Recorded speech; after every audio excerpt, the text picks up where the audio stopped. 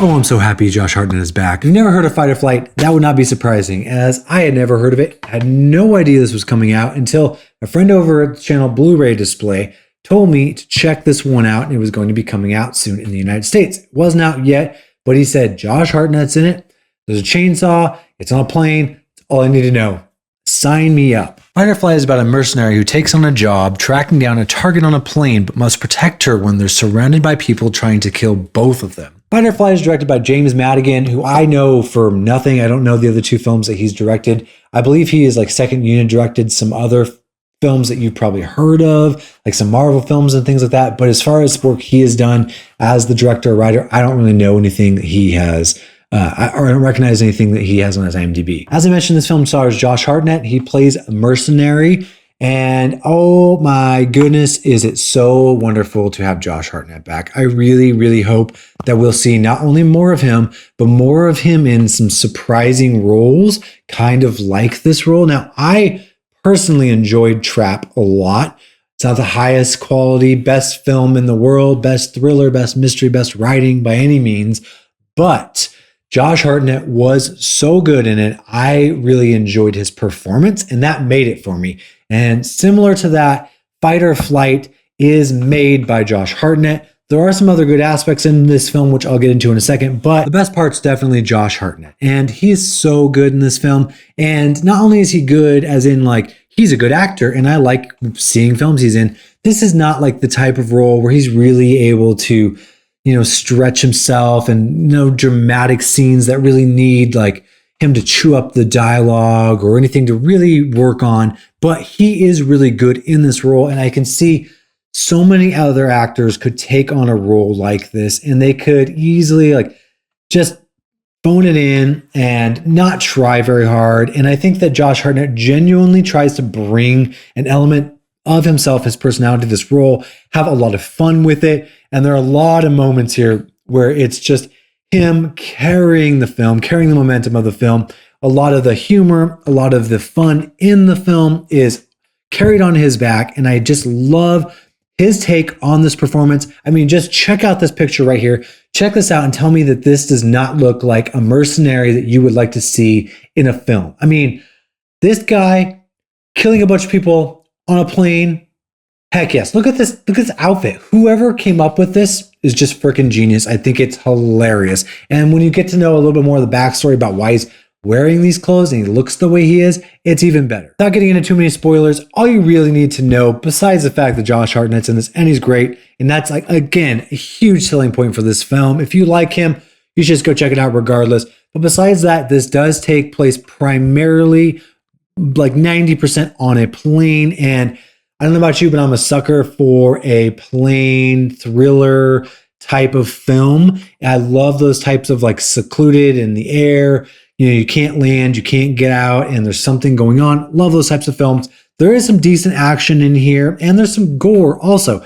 There's a crazy plot going on. Again, I'm not going to go into too many details. You can check out more of details if you want to, but I read you the IMDb synopsis, and it's really all you really need to know going into this. As I mentioned, this is an action kind of comedy film, and a lot of the action is pretty decent. I'll get into my negatives for how it's shot and some of the things I didn't really enjoy about the film. This is not going to be like the best action film you've ever seen by any means. It's not going to be the best mystery suspense thriller. It's a very middle of the road film with a crazy plot and a lot of crazy side characters made by the humor and the fun that you have with this crazy story that's going on, the setting that you have being trapped on a plane, and this character of Josh Hartnett who takes on this one-man army type of scenario, but on a plane. Now, unfortunately, Fight or Flight could have been a much better film if it wasn't held down by some technical aspects, such as the cinematography and the editing primarily. Those are two major contributors.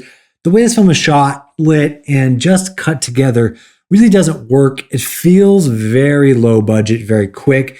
And, with a film like this, especially where there's a lot of action and a lot of crazy stunt work and stuff going on, editing is key. And there's something about the editing that makes the film pace just feel kind of lazy, where there's like these crazy scenarios. There's like multiple people running through like the cabin of a plane, and they're like fighting and punching and turning and stabbing and all this crazy stuff. And the way that the shots are, it's like they're cut together in such a slow, kind of strange way, but yet it's not like it's like one long take where you feel like you're immersed in it. It's still a lot of cuts, but they're cut together in such a way that feel like kind of amateur, kind of slow, and it just doesn't really work for me. It kept taking me out of the film, along with the music and some of the sound design really just was lacking. The music was really lacking. There are parts where I was like, this should feel much more amped up, more cinematic, more intense, just some better music here. Telling you that you should feel intensity would go a long way.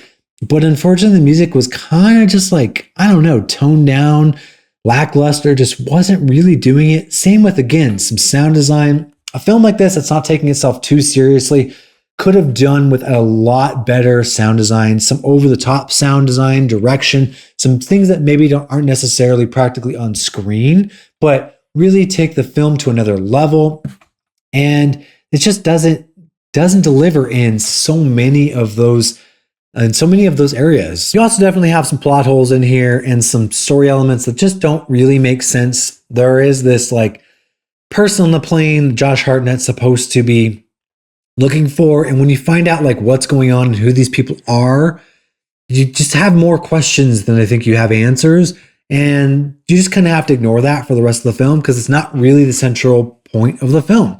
And that's okay. I'm fine with that. I'm okay just like turn off my brain somewhat. But when you kind of hype up this character or this thing and you call it the ghost and you show like how many people are out to catch this person, and then you find out what's going on, it's kind of like, what?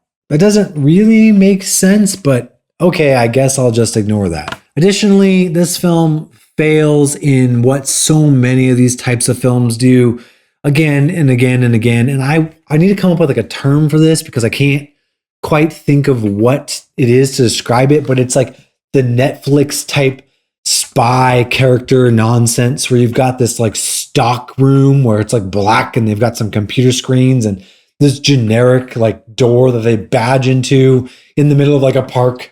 And you're like, oh, that's a spy building and it's super cheap. And you have these ridiculous stock action bad guy characters like slick hair and glasses that like huff and puff and go, don't you dare. That'll be the last thing you ever do, and say stupid, ridiculous things, and then like type on their computer for 10 seconds and like go, oh, the dark web is blah, blah, blah, blah, blah. Look, I found 487 things that you asked for 10 seconds ago, but then they can't manage to like pour themselves coffee. Just generic stock villain people who are like not quite over the top enough for it to be fun, but clearly like not believable enough or real enough for you to actually think that these are any type of CIA, secret agent, government people that you should take seriously in any way, complete with a scene where they literally like walk outside and it looks like kids playing in a playground and they just walk back into their secret hideaway. And it's just so unbelievable and so ridiculous. But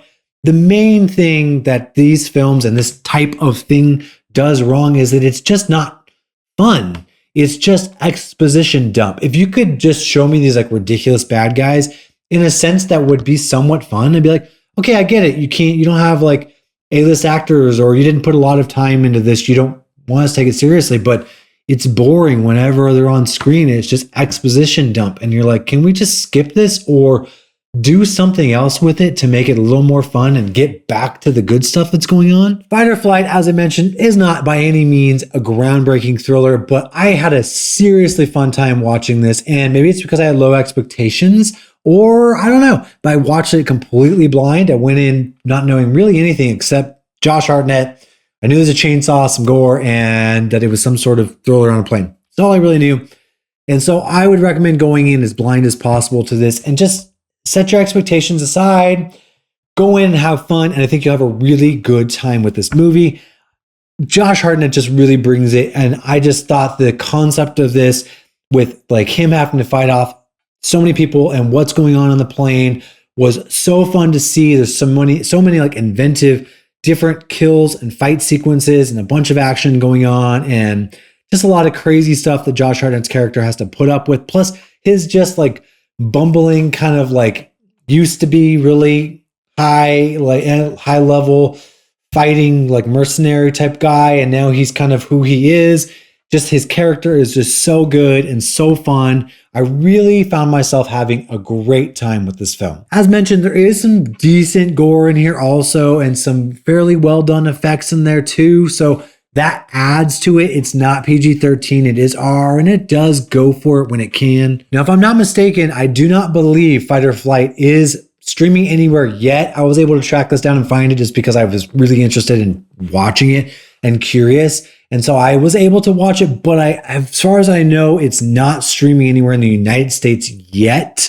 I could be wrong about that. So go check it out or look for it if it sounds interesting to you at all. If you're able to find this film and check out Fight or Flight, let me know what you thought about it down below. And man, fingers crossed we're going to get some more Josh Hartnett characters or Josh Hartnett performances.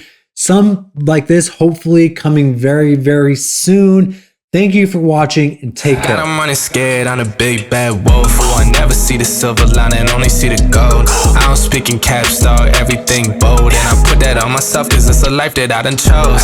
I said come through, you can see me on the west side. Now it's funny how they walking